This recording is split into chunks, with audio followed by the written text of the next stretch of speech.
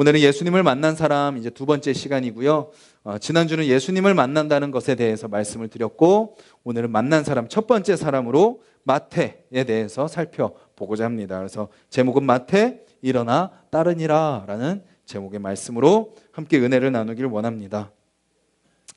우리나라의 시험들이 다 어렵습니다. 지금 이제 대입을 치른 학생들도 있고, 또 직장을 두드리며 또 준비를 하는 분들도 있고, 그렇습니다. 근데 그 중에 가장 치열한, 요즘 우리나라에서 가장 치열한 시험이 뭘까요? 공무원 시험입니다. 대부분의 공무원 시험이 다 어렵죠. 우리나라 공무원 합격률이 몇 %인지 아세요? 대표적으로 제일 빡신 그 시험의 그 합격률이 2.4%라고 합니다. 그러니까 제가 지원을 하면 합격될 확률이 2.4%. 저는 좀 더 떨어질 것 같아요. 한 1% 좀 안 되고, 네. 좀 실력 되시는 분들은 조금 한 3%? 그 정도 되겠는데, 평균이 2.4%라고 합니다. 공무원 시험을 지원하면. 그런데요, 하버드 대학교 아시죠? 미국에 있는 하버드 대학교 합격률은 몇 %일까요? 4.6%라고 합니다. 그러니까 우리나라 공무원 되는 게 어디 들어가는 것보다 힘들어요? 하버드 대학교 들어가는 것보다 힘들다라는 거죠. 그만큼 지금 우리나라가, 물론 지금 이렇게 좀 쏠려 있는 현상일 수도 하겠지만, 그만큼 우리나라가 치열한 경쟁 사회를 살아가고 있는 거죠. 그래서 내가 무언가 원하는 것을 얻기 위해서는 어떻게 해야 돼요? 그에 걸맞는 자격을 갖춰야 됩니다.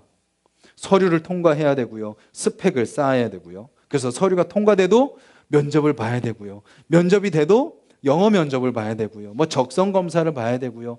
수많은 과정을 거쳐서 거기에 걸맞는 사람이 되어야 되는 것이 이 시대의 모습입니다. 그래서 세상이 찾는 사람은 어떤 사람들이에요? 첫째로 자격을 갖춰야 됩니다. 그리고 능력이 있어야 됩니다. 그리고 회사에 도움이 되어야 됩니다. 그리고 그 사람에게 기대할 만한 것이 있어야 되고요. 그리고 호감이 가는 사람이어야 됩니다. 즉 어떤 사람인가요? 쓸만한 사람인 거죠. 회사가 쓸만한 사람. 그러면 교회가 찾는 사람은 어떤 사람일까요? 우리가 부르는 찬양 중에요, 나 주님의 기쁨 되기 원하네 라는 찬양이 있습니다. 나 주님의 기쁨 되기 원하네. 저도 너무 감동 깊게 부르는 찬양이기도 하고요. 성도님들도 좋아하시는 찬양일 겁니다. 그런데 그 찬양이 때로는 우리에게 오해를 불러옵니다. 어떤 오해죠?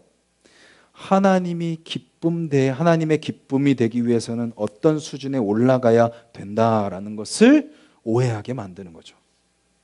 내가 하나님의 기쁨이 되기 위해서는 이렇게 살아야 된다라는 우리만의 인간적인 기준을 세우게 만드는 거죠. 그래서 교회에 오는 사람들도 무엇을 요구해요? 자격을 요구하고 능력을 요구하고 뭔가 갖춘 것을 요구합니다. 그래서 딱 신앙이 좋은 분 하면 우선은 뭐가 좋아야 돼요? 웃는 인상이셔야 돼요. 교회에서는 뭔가 신앙이 좋다 그러면 뭔가 인자한 미소, 웃는 얼굴이 있어야 된다고 생각합니다. 그리고 또 표정만 좋은 줄 알았더니 뭐도 좋아요? 성품도 좋은 거예요. 온유하시고 막 인내하시고 말도 부드럽게 하는. 그리고 또 사람만 좋은 줄 알았더니 뭐도 있어요. 찬양도 잘 부르고 기도도 줄줄줄줄 하고 또 성경도 잘 알고 은사도 있는 거죠.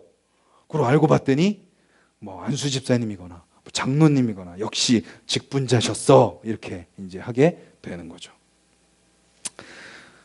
그리고 딱 성도님들끼리 밥 먹으러 갔는데 결정적으로 뭐를 꺼내세요? 지갑을 딱 꺼내더니 딱 결제까지 하는 겁니다. 경제적인 능력까지 있는 거죠. 그런 분들을 우리는 정말 하나님이 기뻐하시는 분이구나라고 생각하게 되는 오해를 갖게 된다는 거죠. 교회도 세상의 가치가 어느 정도 들어와서 세상이 갖추고 있는 자격들 교인들도 가지고 있어야 교회가 기뻐하다고 생각합니다. 하나님이 기뻐하신다라고 생각하는 거죠. 준비가 되어 있어야 되고 자격이 되어 있어야 된다라고 생각하는 겁니다. 근데 과연 그럴까요? 우리 하나숲 동산교회 성도님들도 그렇게 생각하시나요? 예수님이 찾으시는 사람, 예수님이 만나는 사람은 누굴까요? 말씀 앞에서 저희가 짧게 이 마태에 대한 내용을 살펴볼 때 우리의 기준과 생각을 내려놓고 말씀이, 하나님이 우리에게 알려주시는 기준과 생각을 다시 붙드는 여러분들이 되셨으면 좋겠습니다. 그 기준이 나의 기준이 되고요, 그 기준이 다른 사람을 바라보는 기준이 되기를 간절히 소망합니다. 첫 번째 만난 사람으로 나누길 원하는 사람은 마태입니다. 마태는 우리가 지금 읽고 있는 마태복음을 기록한 사람이죠. 성경책을 기록한 아주 대단한 사람입니다. 그리고 또 성경책, 신약 성경 중에서 가장 1등 주자예요. 그 뭔가 좀 대단한 사람이다라고 볼 수 있겠죠. 그렇다면 예수님은 그 마태를 어떻게 부르셨을까? 그것을 오늘 말씀, 짧은 한 절이지만 그 말씀을 통해서 살펴보기를 원합니다. 먼저 마태는 누군가요?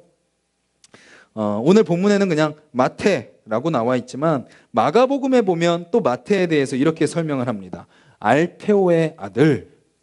그러니까 이제 우리도 지금 이제 고향 잘 다녀오셨겠지만 지금은 많이 핵가족화됐지만 예전에는 그 동네에 살면 누가 다 있어요? 그 주변에 아버지, 큰아버지, 작은아버지, 삼촌, 일가 친척들, 그 가족들이 다 모여 삽니다.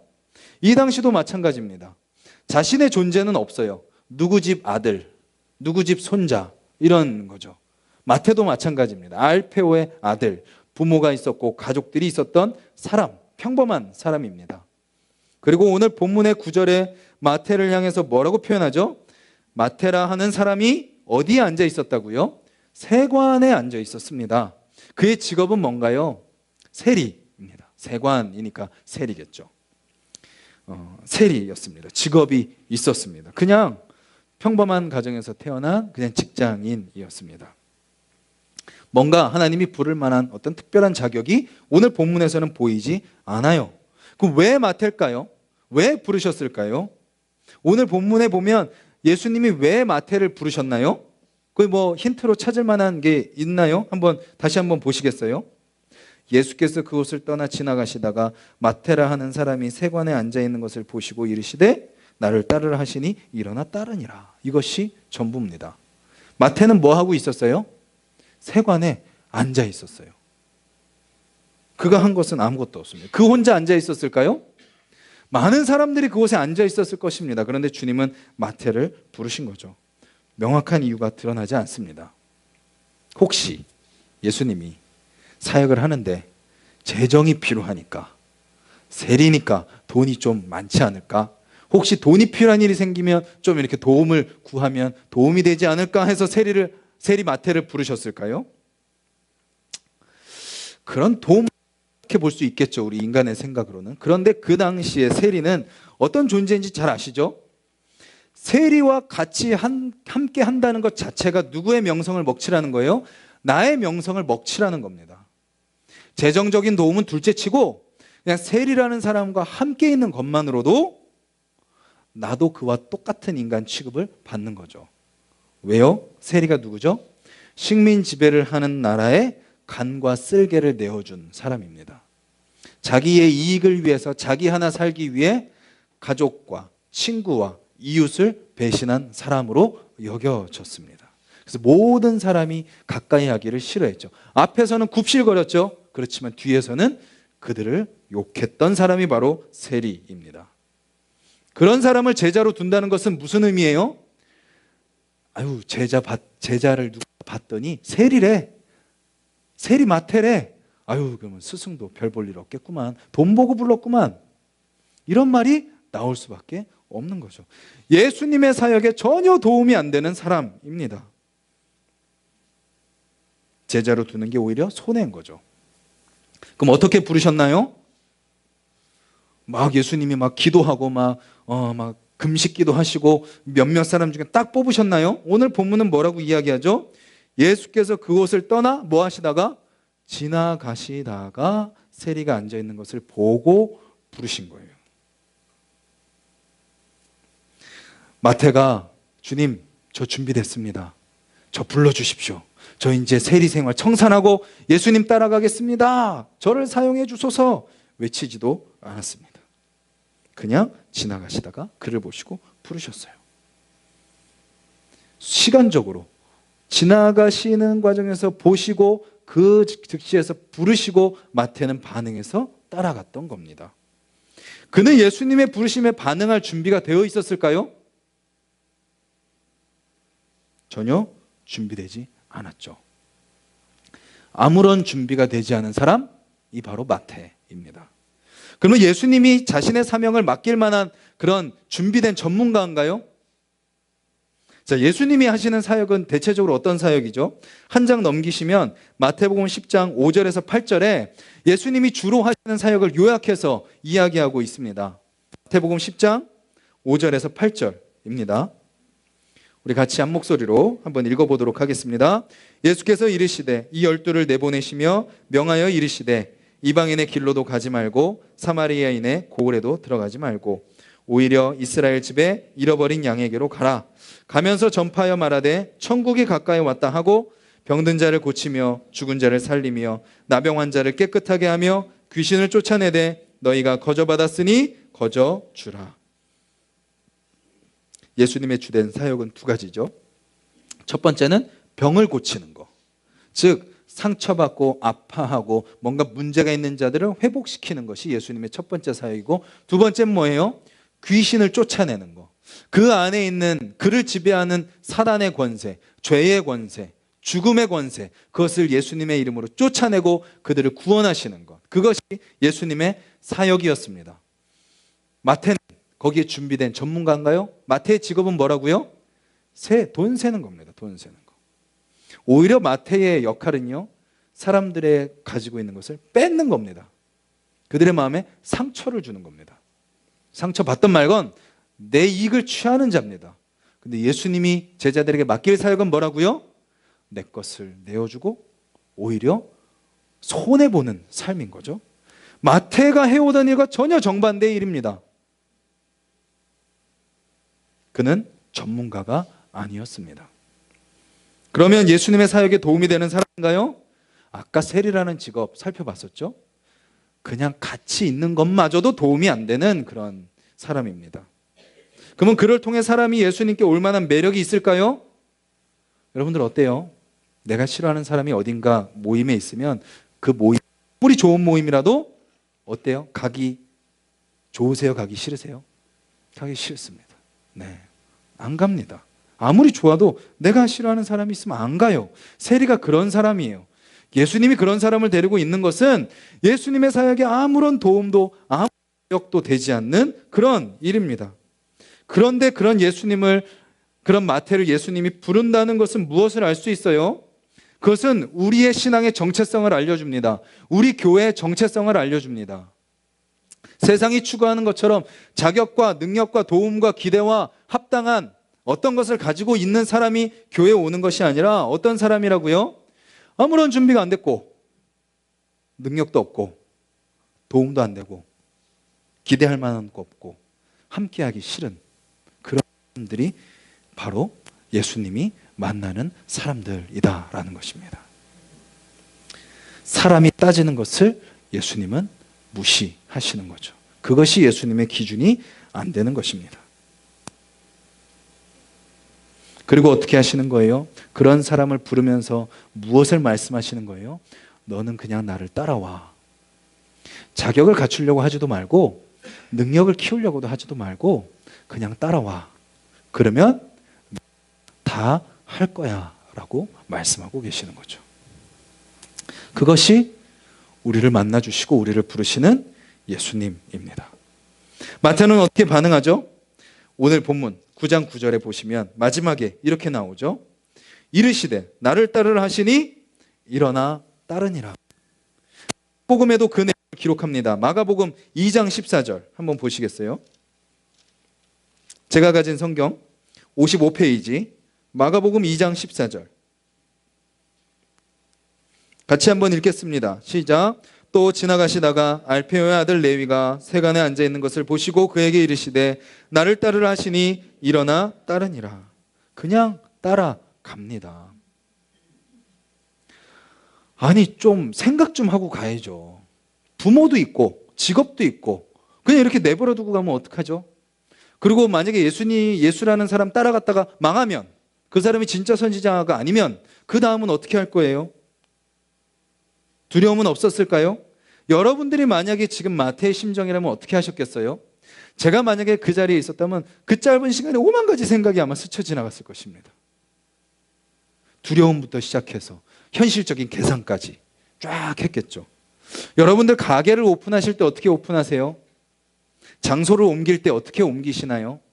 직장 이후에 다음 진로를 선택하실 때 어떻게 하세요? 이렇게 번개불에 콩고 먹듯이 합니까? 고민하고 따져보고 물어보고 생각해보고 좀 시간을 둬보고 기다려보고 하는 것이 우리의 모습입니다. 그런데 오늘 본문에 나오는 마태의 모습은 전혀 그렇지 않고 진짜 번개불에 콩 구워 먹듯이 예수님을 따라 일어나고 있는 모습을 보게. 그런데 그 내용을요, 누가복음에도 기록해 놨습니다. 5장 28절. 누가복음 5장 28절. 그는 아무 생각 없이 따라갔을까요? 누가는 어떻게 기록을 했을까요? 신약성경 97페이지입니다. 제가 가진 성경 97페이지. 누가복음 5장 28절인데 27절 같이 한번 읽겠습니다. 시작. 그 후에 예수께서 나가사 레위라 하는 세리가 세간에 앉아 있는 것을 보시고 나를 따르라 하시니 그가 모든 것을 버리고 일어나 따르니라. 뭐 했다고요?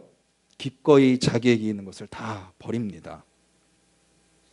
버린다는 것은 무엇을 의미하죠? 무언가 더 소중한 것을 발견했을 때 그거보다 덜 소중한 것들을 기꺼이 포기하는 겁니다. 무언가 더 귀하고 더 소중한 것을 발견했을 때 다른 것이 더 이상 귀하고 소중하게 여겨지지 않는 것이죠. 짧은 시간이었지만 그는 예수님을 만난 그 순간 자기가 붙들고 있는 그 모든 것들, 세리의 자리에 올라가려면 얼마나 치열하게 노력했겠어요. 얼마나 수많은 욕을 먹었겠어요. 얼마나 그 처절한 과정을 겪어서 그 자리에 올라갔어요. 자기 자신의 삶을 위해서, 안위를 위해서, 성공을 위해서 추구했던 그 모든 것을 그는 버리고 예수님을 따라간 거죠. 그런데 우리는 이 과정 속에서 오늘 본문에는 나오지 않지만 그가 어떻게 그렇게 버릴 수 있었을까를 한번 생각해 봐야 됩니다. 예수님이 마태를 부르시고 그가 그렇게 모든 것을 했었던 이유는 무엇인가? 로마서 1장 1절을 한번 보시겠어요?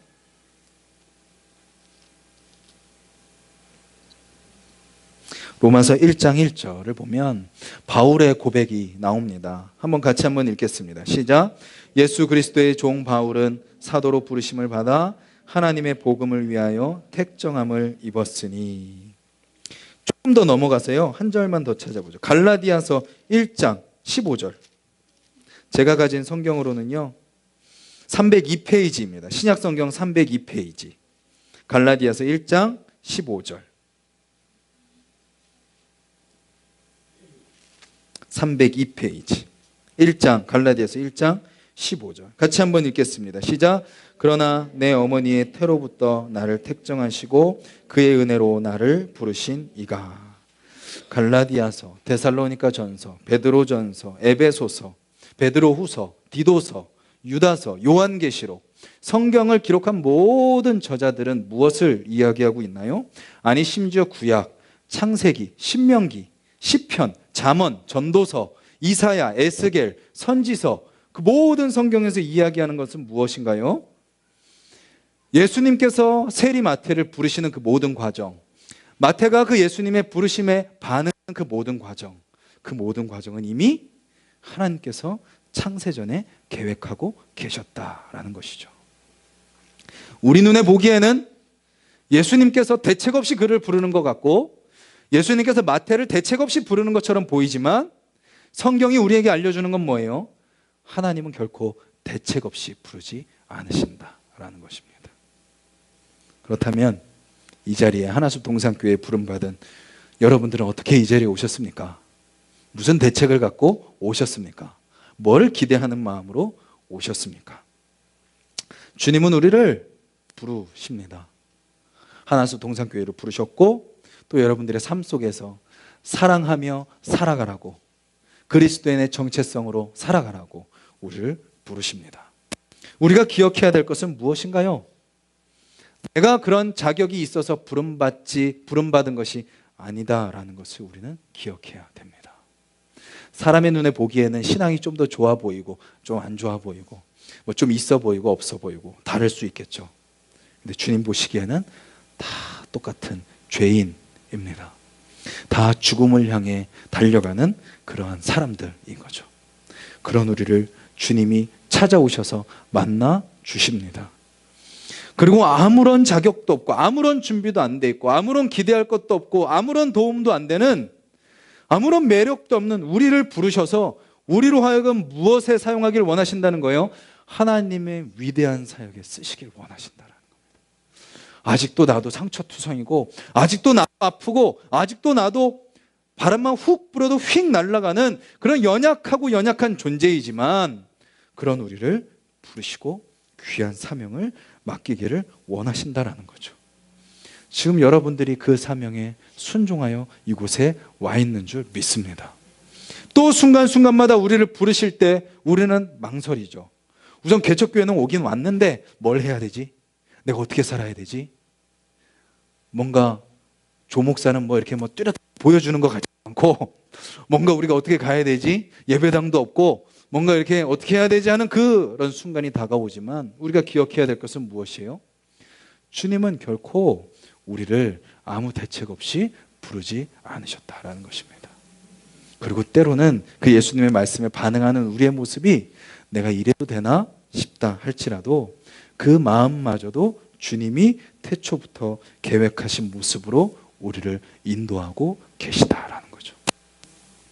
주님은 심지어 우리의 연약함을 넘어서 우리의 넘어짐까지도 사용하시는 분이십니다.